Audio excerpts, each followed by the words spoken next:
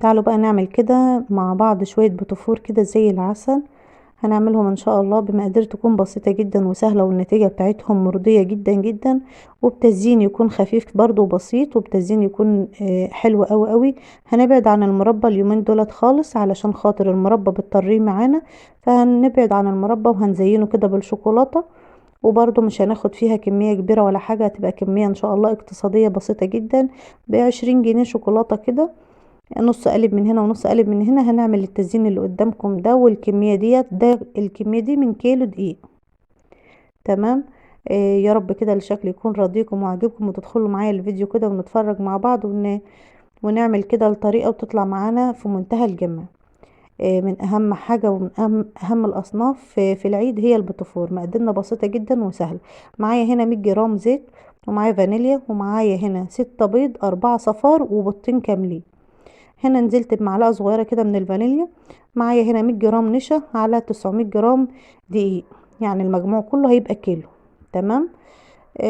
وهنا معايا 300 جرام سكر بودرة طحنة في قلب البيت، ومعايا 400 جرام زبدة. تمام. هنا اللي انا حطيته ذرة الملح اللي متعودين عليها، وربع معلقة صغيرة من معلقة الشاي بيكنج باودر. هتفرق معاكي جدا وهتخليه في منتهى الجمال. تمام. اهم حاجة هنا زي ما قلت لك 6 بيض، واخده الاربع صفارات بس، وبيضتين كاملين. هنا معايا الزبدة بدرجة حرارة المطبخ، يعني مش في التلاجة ولا حاجة. وهتبتدي ان انت تضربي الزبدة زي ما احنا متعودين على طول. هنضربها كده شوية بس ان هي تفك معانا، ونبتدي نحط السكر.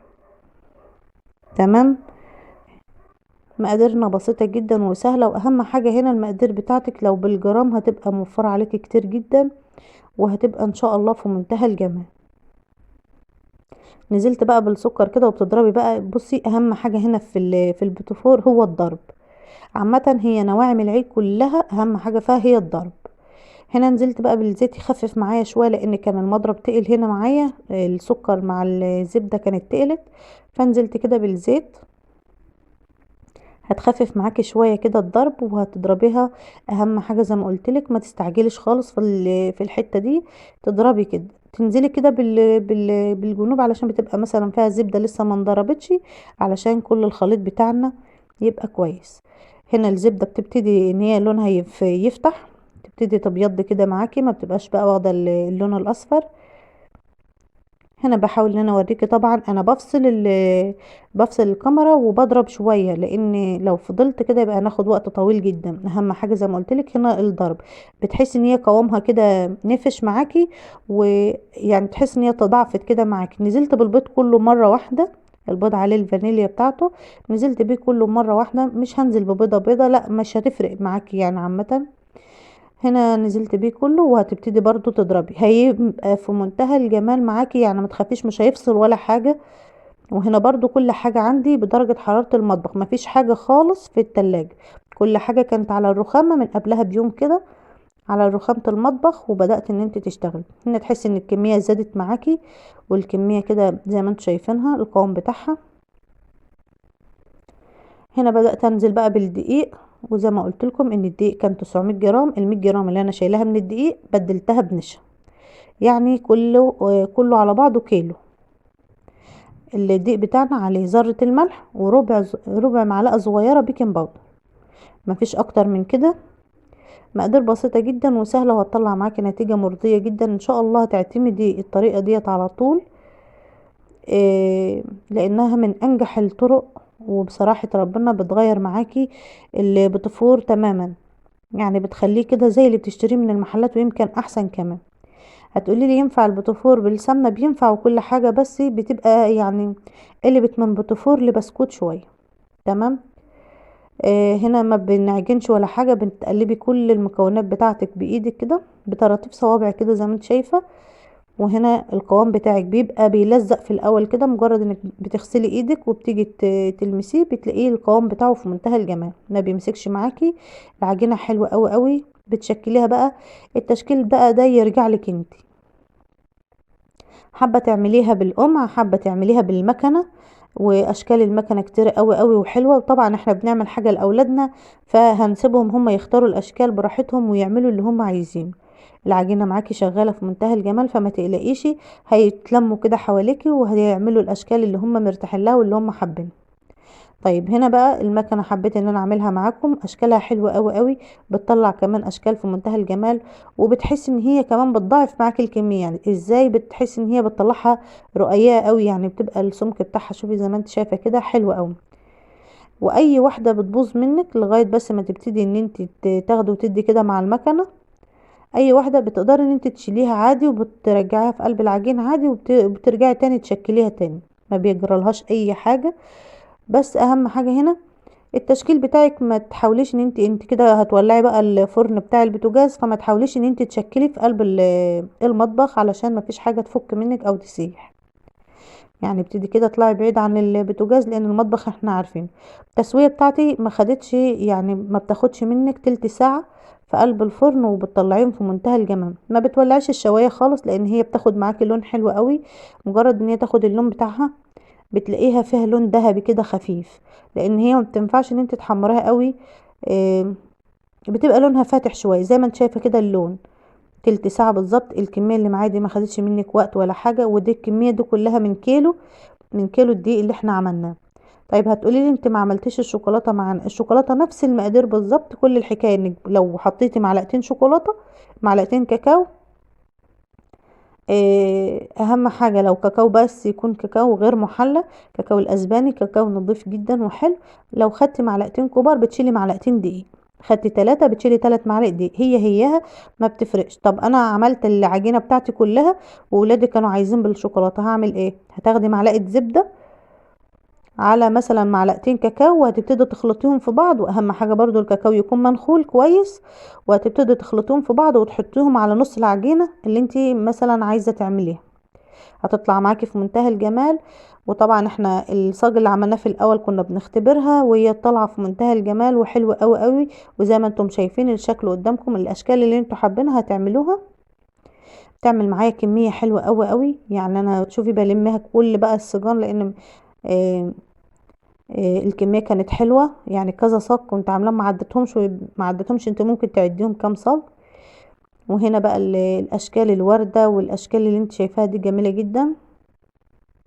ودولت الشوية اللي انا بقولك عليهم عملتهم بالكاكاو. خدت هي معلقة كاكاو واحدة على كده مكعب زبدة صغير، وضربتهم في بعض وحطيتهم ضفتهم على العجينة وقلبتها تقليب خفيف، خدت معايا اللون بتاعها. وزي ما انتم شايفين كده، هنا بقى بقولك اللي ايه اللي بتبقى مثلا بالقمع او بالقرطاس الحلواني، بيبقى يعني مليانة شوية، بتبقى مرفوعة شوية. بس بصي مفيش خالص هوا، تحسي ان انت مش شايلة حاجة خالص.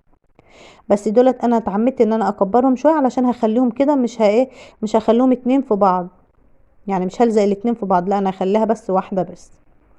وهنعملها ان شاء الله بتزيين يكون بسيط جدا وبمكون واحد وموجود ان شاء الله، لانه في رمضان ما بنستغناش عنه. تمام، خليكي معايا كده بس. ولو وصلت لغايه هنا ما تنسنيش في اللايك والاشتراك وتفعلي زر الجرس. ان شاء الله بنعمل فيديوهات تكون بسيطه جدا وخفيفه، وحاجات تكون على قد ايدينا كده، هتطلعي اجمل حاجه. شغل المحلات كله اللي انت بتشتريه هتطلعيه بمقادير تكون بسيطه جدا وسهله وعلى قد ايديك. يعني قالب الزبده سعره الوقت كام؟ يعني داخل على 90 جنيه، مش هتاخدي نصه. يعني قالب الزبده بيبقى كيلو، انت هتاخدي 400 جرام بس. تمام، وبقيه المكونات ان شاء الله هتكون متاحه عندك وموجوده وهتعمليها. مش يعني لو بتشتري الكميه دي من بره شوف هتدخل معاكي في قد ايه. ندخل بقى على اهم خطوه وهي التزيين. هنا احنا مش هنزين بمربى خالص، لان التزيين المربى بتبقى عايزه تزينيها وبكتير هتقعد معاكي يومين، لان المربى انت عارفه ان هي بتطر الحاجه معانا. فاحنا النهارده عشان ما تطريش الحاجه هنستخدم شوكولاته. تمام، وانا ما كانش عندي كمان شوكولاته، يعني الشوكولاته اللي باقيه معايا ما تكملش حاجه، يعني النص قالب من الغامقه وحاجه بسيطه من البيضه. وهبتدي ان شاء الله هزين كل الكميه اللي معايا بنفس اللي انتوا شايفينه ده. طب هتقولي لي ايه اللي في الاطباق التاني ده؟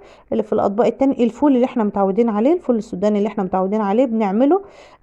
زي ما انتوا شايفين كده، ممكن تلونيه اي لون انت حباه. حابه تعمليه الفستق الكداب اللي احنا بنشتغل بيه على طول، حابه تسيبيه زي ما هو بلونه. المهم جرشه كده، جرشه خفيف، وزي ما انتم شايفين كده. طيب ايه اللي في الاطباق التانية؟ ماشي. هنا بقى الشوكليت شيبس الحاجات البسيطه ديت، وبتجيبي برضو في يعني ممكن ب10 جنيه تبتدي تزين لك الكميه كلها. بس انا يعني جايبه حاجات بسيطه ان انا ازين بها. طب اللي في الاطباق الملون ده اللي انا وريته لكم ده كان جوزة الهند. طبعا في بيوتنا كلها وفي رمضان ما بنستغناش عنها، جوزة الهند موجوده. بتلونيها بالوان الطعام اللي احنا بنستخدمه. برضو تزيين جامد جدا واقتصادي، ما يعتبرش ان هو يعني الوان الطعام كلها موجوده ان شاء الله في قلب بيوتنا. هي نقطتين اتنين على معلقه جوز الهند، وبتبتدي ان انت تلوني الالوان اللي بتعجبك والمتاحه عندك. دي الالوان اللي كانت موجوده عندي، لونت الاحمر والاصفر ولونت الاخضر، وسبت كده برضو جوز الهند بيضه. هبتدي ان انا ازين بها. بتحطي حاجه بسيطه جدا من الشوكولاته في القلب، تلزقي بها كده زي ما انت شايفه، وتبتدي ان انت تعملي. الشوكولاته بتجمد بسرعه. تمام. انا عاملاها هنا على مسيحاها وعاملاها بمعلقه زيت. هي بتجمد بسرعه، يعني انا قصدي في ان كلمه بتجمد بسرعه ان هي مش هتضطر معاكي الحاجه، هتفضل محتفظه بنفس القرمشه بتاعتها الخفيفه الحلوه ديت، هتفضل محتفظه بنفسها لغايه ما تبتدي ان انت تستخدمي. اهم حاجه هنا زي ما بتحفظي البسكوت بالظبط هتحفظيه. عملت الكميه بتاعتي. الكميه التانية اللي انا الحاجات اللي انا عملتها ديت هي بس حته كريز صغيره وبرده نقطه شوكولاته من فوق، وبدات ان انا الزقها، لزقت معايا. والطبق التاني ده نفس التزيين اللي انا كنت بزين بيه، برده نقطه شوكولاته، وبدات ان انت تحط كده رشات خفيفه من فوق. عملت معايا الكميه اللي انتوا شايفينها، كميه جميله جدا وحلوه بمقادير بسيطه ان شاء الله هتقدري ان انت تعمليها. ويا رب كده الفيديو يعجبكم وينول اعجابكم، ويبقى فيديو خفيف كده ولطيف، وتحس ان هو يعني فيه افادة شوية، ان احنا حتى فدنا بعض بالحشوات. كانت حشوة بسيطة جدا وحلوة، اللي هي الكاكاو. ما بوظناش اي حاجة وما استخدمناش اي مربات ولا استخدمنا اي حاجة.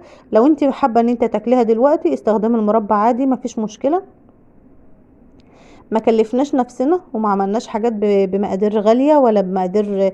التزيين ده فيه اشكال كتيرة وفي حاجات كتيرة. هنا حباية الكريز بس ممكن تقطعيها على 8 قطع صغيرة كده، حاجات بس ان هي تزين معاكي الشكل. في كام واحدة غامقين دول كنت عملتهم بشوكولاتة غامقة لو هما باينين قدامكم، والباقي الاحمر ده رجعت قمت حاطة الشوكولاتة البيضاء علشان تدي معايا اللون الجميل ده اللي انتوا شايفينه. حلو قوي قوي واقتصادية في منتهى الجمال.